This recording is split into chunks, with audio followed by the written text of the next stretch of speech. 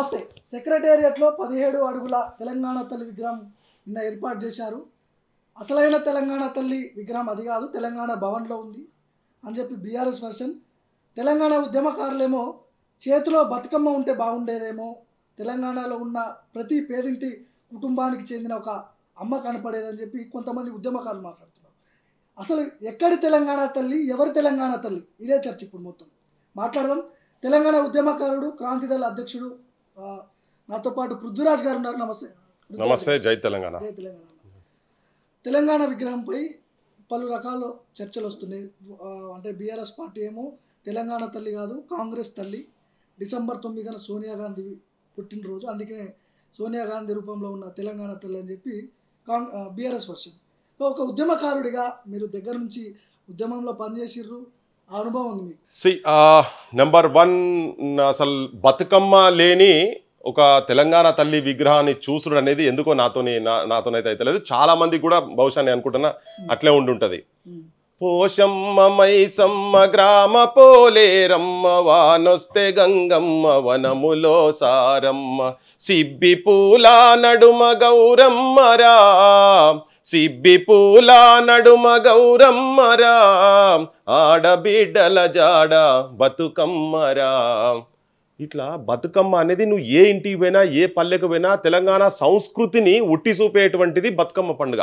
ఇంటిల్లు పాదు ప్రతి ఒక్కరు బయటికి వచ్చేయి. సో తెలంగాణ మూమెంట్లో ఏ మీటింగ్కి పోయినా, ఏ గ్రామాలకు వెళ్ళి మొదలు పెడితే పట్టణ స్థాయి వరకు వచ్చినప్పుడు, హైదరాబాద్ స్థాయికి వచ్చినా కూడా ఏ నాయకుడు పోయినా, ఎవరు వచ్చినా బతుకమ్మ అనేది, బతుకమ్మ బోనం, ఈ రెండు అనేది తెలంగాణ కల్చర్ను ఒట్టి చూపేటువంటిది. సో అటువంటి బతుకమ్మ ఆల్రెడీ ఉన్నది, జనం లోపల అది రిజిస్టర్ అయింది. ఏదో సరే కొన్నిట్లలో అన్నిట్లలో మేము ఒప్పుకుంటాం అలా పక్కకు పెడితే, ఇది మాత్రం రిజిస్టర్ అయిపోయినది. దాన్ని ఉన్న పరంగా వచ్చి ఈ బతుకమ్మ ఎందుకు తీసేసిరు వీళ్ళు అనేది నాకైతే అర్థమవుతలేదు.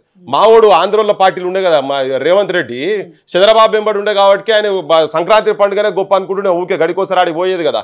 ఈ పతాల క్లబ్లు లేకపోతే కోడి పంజాలు చూసేసి వాటి మీద ఏమైనా ఇన్ఫ్లుయెన్స్ అయిందో ఏమో నాకు అర్థమవుతలేదు. కానీ ఆయన దాంట్లో ఉండి ఇది మర్చిపోయింది ఏమో అనిపిస్తుంది నాకు.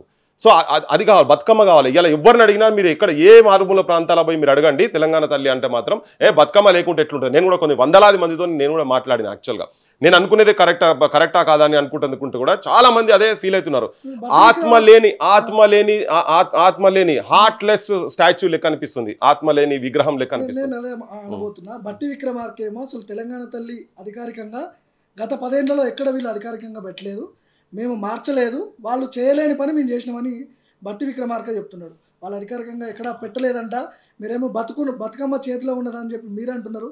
అసలు తెలంగాణ తల్లి ఎక్కడ పెట్టారు గతంలో?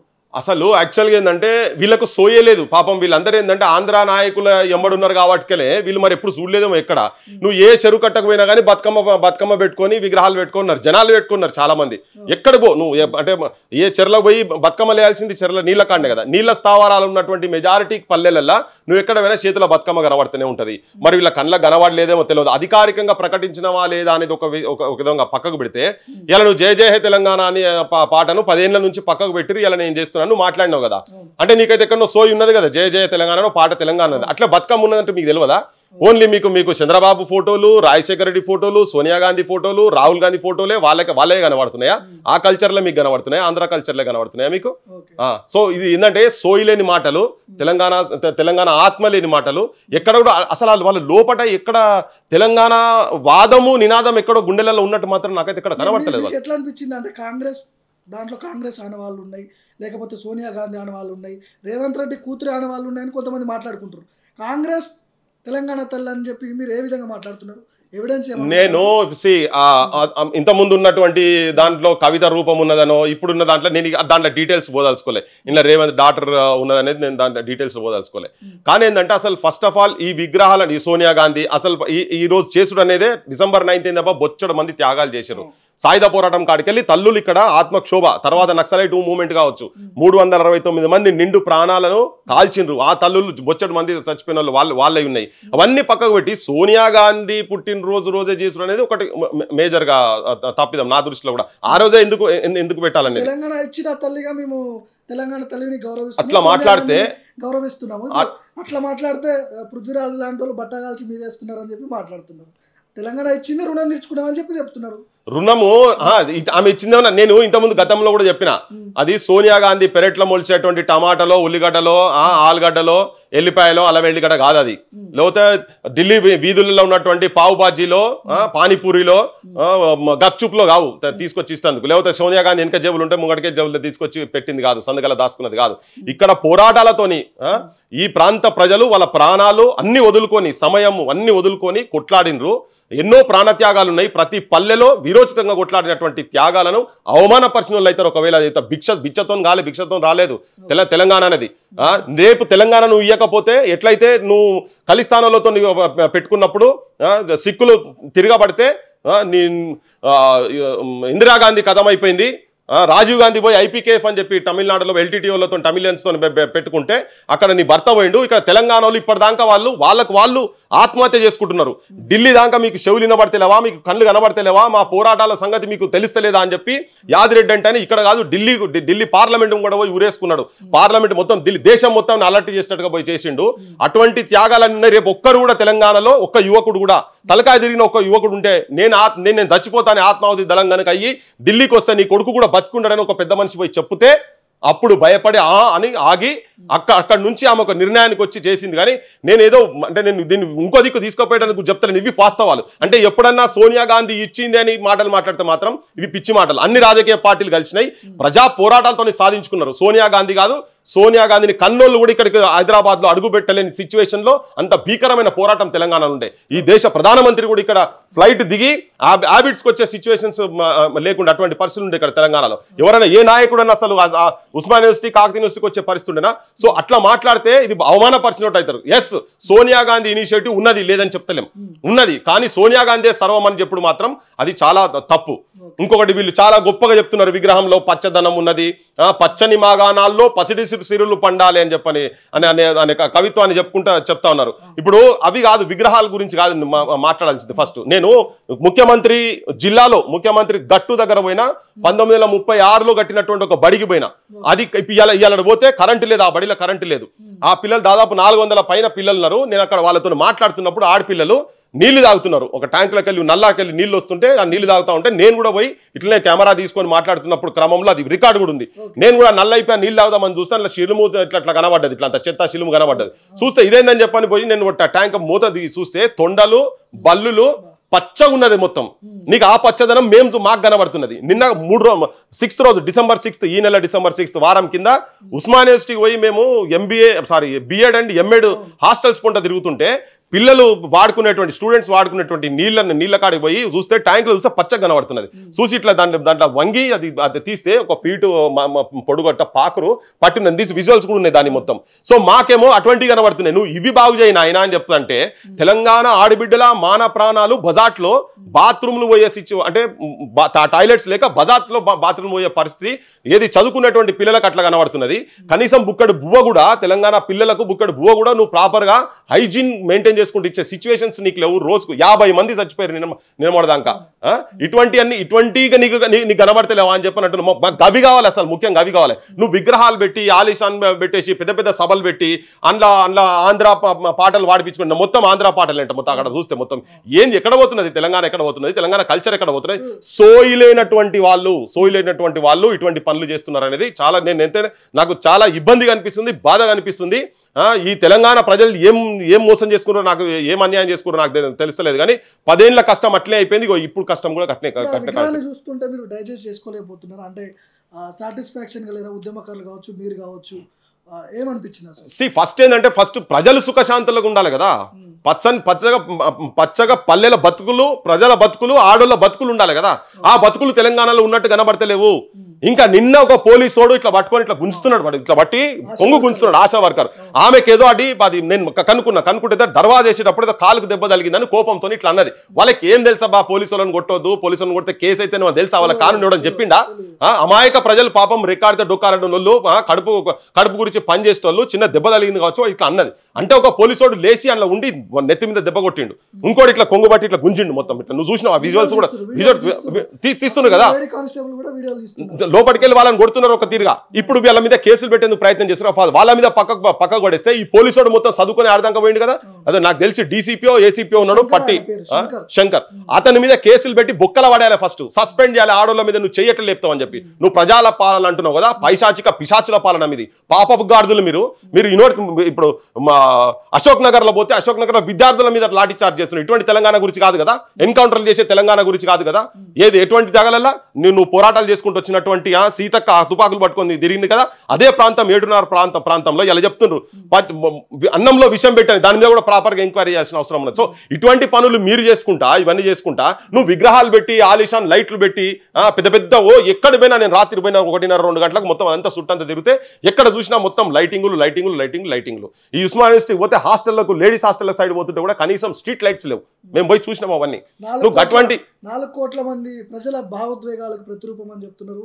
ప్రతి ఏడాది ఇదే డిసెంబర్ 9న అధికారికంగా ఉత్సవాలు చేస్తారంట. ఆత్మ వంచన చేస్తున్నారు. 4 కోట్ల ప్రజల ఆత్మ వంచన జరుగుతున్నది. భావోద్వేగాలు ఇప్పుడు మాలాంటి రగులుతున్నాయి. అయ్యా భావోద్వేగా నువ్వు 4 కోట్ల మంది గురించి మాట్లాడుతున్నావు, నువ్వు మాట్లాడుతున్నావు నేను చెప్తున్నా. నువ్వు నిన్న మొత్తం ఉపన్యాసం మొత్తంలో ఒక్కసారి కూడా అమరవీరుల గురించి ఒక్కసారి కూడా మాట్లాడలే. పల్లెత్తు మాట నువ్వు ఎత్తలే అమరుల విషయంలో. మంది కవులని కళాకారులని అంటే సత్కరించిండు. కోటి రూపాయలు ఇవ్వడం, లేకపోతే ఫ్యూచర్ సిటీలో 300 గజాల స్థలం ఇస్తామని చెప్తున్నారు. నేను దాని మీద మాట్లాడే కన్నా ముందు ఒకటే నిమిషం నేను చెప్పదలుచుకుంది ఏంటంటే, ఆయన మాట్లాడిన అంశం గురించి చెప్తున్నా. నీకు నిన్న మొత్తం అమరుల స్తూపం కాడి చూస్తే దానికి అసలు లైటింగ్ లేనే లేదు, అమరజ్యోతి. నువ్వు ఆల్రెడీ కట్టి ఉన్నది 100 కోట్లతోని అంతకుముందు కేసీఆర్ స్టార్ట్ చేసిండు. అది పోయి పెంచి దాన్ని అంచనాలు పెంచి 210 కోట్ల దాకా తీసుకొని పెట్టిండ్రు. పెట్టి ఈయనే నువ్వు దాన్ని ఎందుకు స్టార్ట్ చేస్తలేవు, ఎందుకు ఓపెన్ చేస్తలేవు, అసలు దీని లోపల ఏమున్నదని చెప్పని తాళాలు ఇవ్వకుండా గోడలు దునికి అందులో పోయి చూసే ప్రయత్నం చేసిండు, పోయిండు. రాహుల్ గాంధీని కూడా తీసుకొచ్చి అందులో లోపల దాకా తీసుకుపోయిండు. అయ్యా నీకు అక్కడికి వెళ్ళి నువ్వు మాట్లాడుతున్న ఉపన్యాసం ఇస్తుంటే కూడా నీ ఎదురుగా కనబడుతున్నది. నీకు పొద్దున్న లేచి నువ్వు సెక్రటేరియట్ పోతే నీకు అక్కడ కనబడుతున్నది.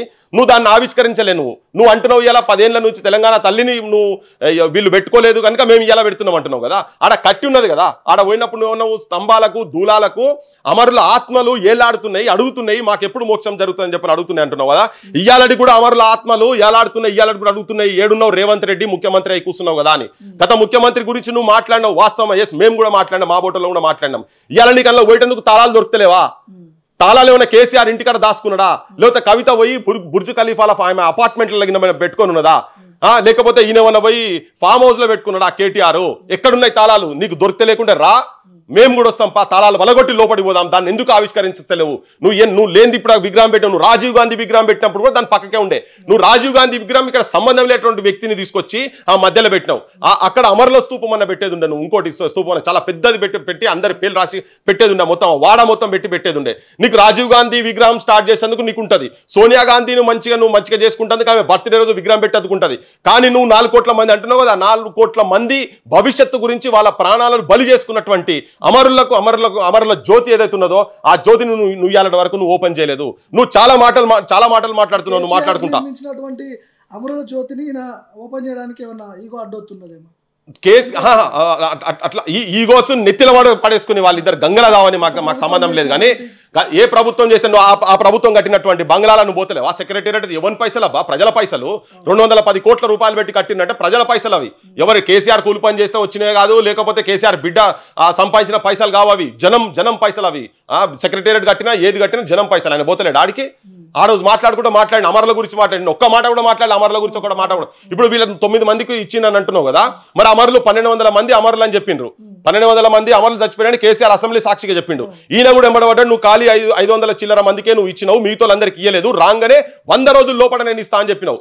మా బోటులో మొత్తుకున్నాం, నీకు కూడా ఎరికే. కొంతమంది కుటుంబాలను నేను తీసుకొచ్చి చూపించిన కూడా, ఇదే ఇంట్లో మొత్తం డేటా కూడా తీసుకొచ్చి నీకు మొత్తం చూపించిన. ఈయన 12 నెలల్లో 12 మందికి ఇయ్యలే ఇప్పటిదాకా. ఈయనకు ఆ 12 మందికి ఇవ్వకుండా ఇప్పుడు వీళ్ళకి ఇస్తా అని చెప్పి వీళ్ళ కోటి రూపాయలు అంటున్నాడు. వాళ్ళ కనీసం బుక్కడు బువ్వ లేక చదివించుకోలేని పరిస్థితులు లేక ఆరోగ్యం కూడా కరెక్ట్ గా చూపించుకునే సిచ్యువేషన్స్ లో వాళ్ళు లేరు. కేసీఆర్ మీద చాలా మాటలు మాట్లాడింది రేవంత్ రెడ్డి. ఏమన్నాడు? నీకు బుక్కడు బువ్వ దొరకలేదా, ఒక్కసారి నువ్వు పిలుచుకొని నువ్వు వీళ్ళ కనీసం అమరుల కుటుంబాలకు భోజనం కూడా పెట్టలేదని చెప్పని. అయ్యా రేవంత్ రెడ్డి, నేను నీకు అడుగుతున్నా, మరి ఇప్పుడు నీకు నీకు నీకు బుక్కడి బువ్వ దొరకలేదా? నీ ఇంట్లో బియ్యం కరువైనాయా? తెలంగాణ రాష్ట్రం సస్యశ్యామలం అయిపోయింది, అద్భుతంగా పంటలు పండినాయి ఇక్కడ అంటున్నారు. నీ ఇంట్లో బియ్యం సరిపోతలేవా? పిడికడో లేకుంటే అద్దసేరో ఒక్కొక్క కుటుంబం దగ్గర పోయి బిచ్చం అడుకొని అన్నం పెడతాం, దా వచ్చి తింటావా నువ్వు రా, లేకపోతే నీ దగ్గర లేవంటే చెప్పు, నా ఇంట్లోకి ఒక బస్తా బియ్యం పంపిస్తా, అంతకనే వాళ్ళు తినేది కూడా ఏం లేదు. లేకపోతే రా, నేను వాళ్ళని నిన్ను ఇద్దరిని పిలిస్తా, వచ్చి తినిపోతావా? నీకు టైం దొరకలేదా? సోయి లేని మాటలు, తెలంగాణ ఆత్మ లేని మాటలు, ఆత్మ వంచన చేసేటువంటి మాటలు, మా బోటోలను ఇబ్బంది పడేసేటువంటి పనులు రేవంత్ రెడ్డి 100% చేస్తా ఉన్నాడు. కొంతమంది కవులు కళాకారులకు ఏదో నిన్న చేసిన పొంకలాలు కొడుతుంది కదా. అర్హులని అంటారా? ఇప్పుడు 9 మందికి ఏమో ₹1 కోటి, ఇక్కడ ఫ్యూచర్ సిటీలో 300 గజాలు అని చెప్తున్నారు. ఇప్పుడు ఈ 9 మందిలో కొంతమంది గోరేట వెంకన్న కావచ్చు, కొంతమంది ఉన్నారు, వీళ్ళ అర్హులేనంటారా? ఇంకా ఎవరికి న్యాయం జరగాలి ఇందులో? అసలు ఆయన విమలక్క లాంటి వాళ్ళకి పేరు లేదని చాలా మంది మాట్లాడుకుంటారు, విమలక్క పేరు ఎందుకు లేదని చెప్పేసి మీరేం చెప్తారు? నేను చెప్తున్నా కదా, అంటే అసలు యాక్చువల్గా ఆయన డిస్క్రిప్షనే డిఫరెంట్ డిస్క్రిప్షన్ ఇచ్చిండు. అంటే ఇక వీళ్ళు తెలంగాణలో ఆ పత్రాలు రాసిస్తే ఇవి మొత్తం కాపర్ ప్లేట్ల పత్రాలు రాసిచ్చి, అంటే పర్మనెంట్ గా వాళ్ళ మనవరాళ్ళు చెప్పుకునే స్థాయిలో వాళ్ళందరినీ పెట్టిండ్రు. నేను అనుకుంటున్నా అంతకన్నా గొప్ప వాళ్ళు కూడా చాలా మంది ఉన్నారు. అందులో గొప్ప వాళ్ళు, నేను వాళ్ళని గొప్ప వాళ్ళు కాదని అంటలేను, కానీ ప్రభుత్వాలతోని రాజీ పడకుండా జీవితమే జనము, తెలంగాణ జీవితం అనుకుంటా బతికినటువంటి వాళ్ళు చాలా మంది బయట ఉన్నారు. వాళ్ళు మొదలు కాదు, వాళ్ళు లాస్ట్ కూడా కాదు. అట్లా చాలా మంది. విమలక్క తిరగలేదా? మరి విమలక్క ఏంది? విమలక్క మొత్తం జనం వీళ్ళందరూ వేరే పార్టీలో ఉన్నప్పుడు మా బోటోళ్ళం అందరం తిరగలేదా? తన తిరగలేదా? కోదారి సీన్ కావచ్చు, వరంగల్ సీన్ అద్భుతమైనటువంటి సాహిత్యం, కేసీఆర్కే ఓనమాలు నేర్పించినటువంటి వాళ్ళు, కేసీఆర్ను ఒక నాయకునిగా ఎస్టాబ్లిష్ చేసినటువంటి వాళ్ళు చాలా మంది ఉన్నారు. దరువెల్లేసంటోళ్ళు లేరా? మా అంతర్బుల్ నాగరాజు లేడా? మొత్తం అసలు ధూమ్ధామ్ అనేది జనంకు పరిచయం చేసినటువంటి ఇటువంటి చాలా మంది ఉన్నారు. నేను ఇంకా పేర్లు చెప్పుకుంటా పోతే మా ఏపూరి, అంటే ఇప్పుడు ఎట్లయిందంటే ఏ పార్టీలైనా తిరుగు, నువ్వు ఎక్కడైనా తిరుగు, నువ్వు ఎటువంటి పర్వాలేదు నీకు ఇస్తాను అనుకుంటే అటువంటి వాళ్ళు చాలా మంది ఉన్నారు బయట. మొత్తము గిద్దె కావచ్చు, చాలా మంది బయట ఉన్నారు. సో నేను ఇప్పుడు వీళ్ళకి ఎందుకు ఇచ్చిరని కాకుండా అసలు నువ్వు దాని కులమానాలు ఏంటిది, నువ్వు మెథడాలజీ ఏం మెథడాలజీ, ఏం క్రైటీరియా పెట్టుకొని వీళ్ళని ఏం చూసి ఇచ్చినావు? అంత ముందోళ్ళకి ఇచ్చినావు అనుకో, ప్రతాప్ కిషోర్ అసంటోళ్ళు ఉన్నారు, ఆనందరావు తోట అసంటోళ్ళు ఉన్నారు, జయదీర్ తిరుమలరావు సార్ కూడా 69 మూమెంట్ నుంచి ఆయన కూడా ఉన్నాడు. ఇటువంటి వాళ్ళు చాలా మంది ఉన్నారు. అసలు పాట పుట్టినటువంటి మా ఇండ్లు ఇప్పుడు ముచ్చట అసలు కలపాలన్నా కలపొద్దని చర్చ వచ్చినప్పుడు సాహిత్యంతో మొట్టమొదటి పాట రాసినటువంటి తెలంగాణ సోదరా, తెలుసుకో నీ బ్రతుకు మోసపోతివ నీవు గోసపడుతావు, చావు బ్రతుకుల మధ్య సాగుచున్నది నావ, ఏదరికి చేర్చేవో సోదరా నీ నావ, ఆంధ్రులతో కలిసి నీ వడుగంటి పోతావో, ప్రత్యేకమై ఉండి ప్రగతి సాధిస్తావో, ప్రతిభ చూపిస్తావో, తెలంగాణ సోదరా తెలుసుకో నీ బ్రతుకు మోసపోతివ నీవు గోసపడతావు అని 54, 55లో రాసిండు. మరి వాళ్ళు కనిపిస్తారు. నీలం సంజీవారెడ్డి మీద కూడా హక్కు చీనికర్ హమారా, అప్నే కో తూ సంవారా, సునుబాత్ కావారా, కరోడ్ కయ్యనారా, చొడోజీ తెలంగాణ చలజాओ రాయలసీమ, పడేంగే పాయిజామ్ అన్నాడు. వాయిదోం కి నద్ది బై గై, ధోకా ఫరేబ్ రై గై, కుత్తే కి దుమ్ తమ్ముడు గై, టేడీ కి టేడి రై గై, ఏ యాద్ రక్కో ప్యారే పాడేంగే పాయిజామ్ అని 58లో నీలం సంజీవారెడ్డి మీద రాసినటువంటి కవులు, అటువంటి వాళ్ళు, త్యాగాలు చేసినటువంటి వాళ్ళు మీకు గుర్తుకొస్తలేరా? తెలంగాణ బొడ్రాయి అటువంటి ఇల్లు ఇన్విటేషన్ కు గుర్తుకు రాదు నీకు, ఇటువంటి కూడా రాదు. నేను ఇది కాదు, ఇట్లా చాలా మంది ఉన్నారు. ఇవి ఇలా బతుకున్న ఉన్నారు. డాక్టర్ గోపాల్ కిషన్ సార్ రాజమండ్రి జైళ్లలో ఉన్నటువంటి వాళ్ళు అటువంటి వాళ్ళు ఉన్నారు. బొచ్చడు మంది ఉన్నారు. నూరి సార్ భూపతి కృష్ణమూర్తి గారు ఉన్నారు వరంగల్లో. భూపతి కృష్ణమూర్తి, నీ క్రైటీరియా ఏంటిది? జర్నలిజంలో బద్రి విశాల్ పిట్టి కావచ్చు, కేశవరావు జాదవ్ సాబ్ కావచ్చు, ఇటువంటి వాళ్ళు అన్ని పేర్లను కనీసం నువ్వు గుర్తించేటట్టుగా నీ ₹1 నెత్తిలో కోసుకొని, కానీ వాళ్ళు కనీసం వాళ్ళ ఆత్మలు కనీసం అరే మమ్మల్ని తెలంగాణ గత ప్రభుత్వం కూడా గుర్తించలే, ఈ ప్రభుత్వం కూడా గుర్తించే ఇటువంటి గీ పేర్లతో అని. అసలు నేను అంటున్నా ఇటువంటి వాళ్ళ కన్నా కూడా చాలా గొప్పగా ఉన్నటువంటి వాళ్ళు తెలంగాణ మూవ్మెంట్ లో తెలంగాణే జీవితంగా బతికినటువంటి వాళ్ళు చాలా మంది ఉన్నారు. అసలు వీళ్ళు ప్రాపర్ గా ఎంక్వైరీలు చేయలేదు, ప్రాపర్ క్రైటీరియా లేదు. నిన్న మొన్న పాటలు వాడిన కూడా బొచ్చడ మంది ఉన్నారు. అందుకనే ఇది నువ్వు ఇంప్రాపర్, నువ్వు ఏది కూడా వీళ్ళు ఒక సైంటిఫిక్ అప్రోచ్ తో చేస్తలేరు. వీళ్ళ లోపల అసలు ఫస్ట్ 4 కోట్ల తెలంగాణ ప్రజల ఆకాంక్షలో లేకపోతే ఆత్మలో పక్కకు పెడితే వీళ్ళకి ఆ సోయి లేదు. ఇప్పుడున్న ప్రభుత్వంలో ఉన్నటువంటి వాళ్ళకు.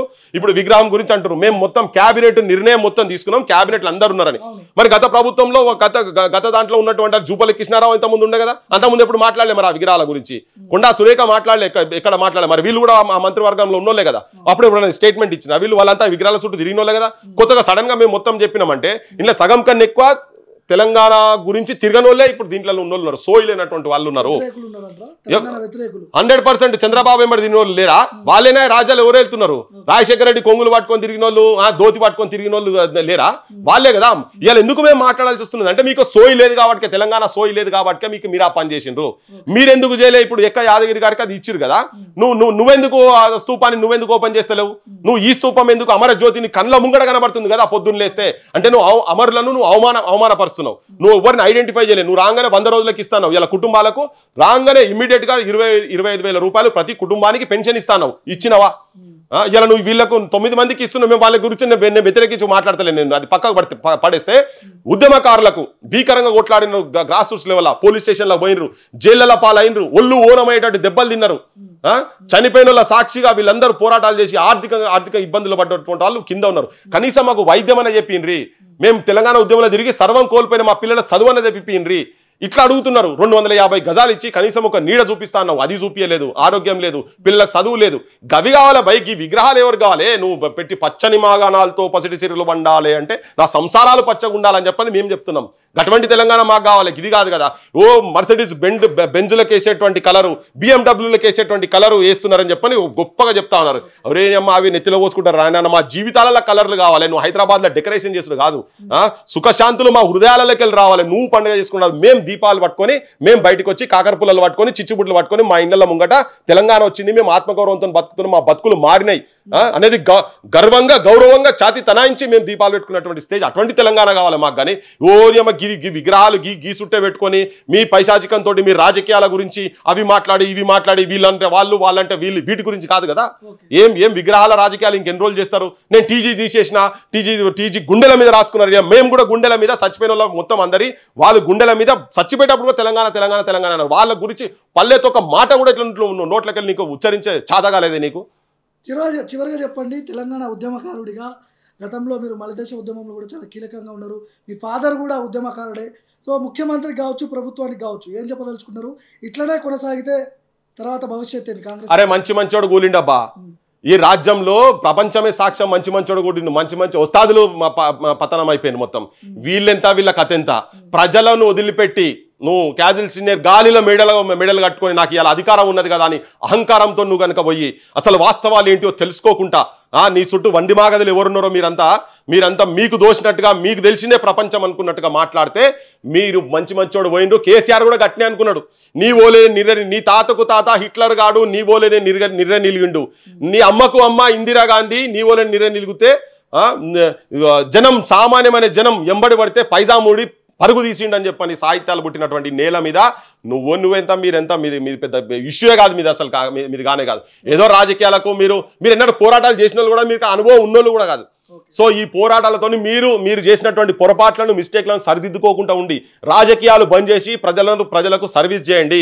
జనానికి ఉద్యోగాలు వస్తాడు చూడండి, మంచిగా అబద్ధాల బతుకులు బతికేటట్టు చేయకండి. పిచ్చి ప్రాజెక్టులు పెట్టి ఇది క్లీనింగ్ అది క్లీనింగ్ అనే బదులు మంచిగా చదువు చెప్పియండి. ఓ మంచి భూవ పెట్టేటట్టు ప్రయత్నం చేయండి. ఆత్మగౌరవంతో ఆ లాఠీ చార్జీలతో ఇటువంటి అన్ని బంద్ చేసేటట్టుగా మీరు కూర్చొని ఇప్పటికైనా మీకై మీరే మీ చెట్టును గులగొట్టుకుంటున్నారు. మీరు కూర్చున్న కొమ్మను సగం గులగొట్టుకున్నారు. ఎక్కువసేపు ఏం లేదు, సరిదిద్దుకోకపోతే ఆయంత కూడా పోతుంది మీకు అని చెప్పి చెప్పదలుచుకున్నాను.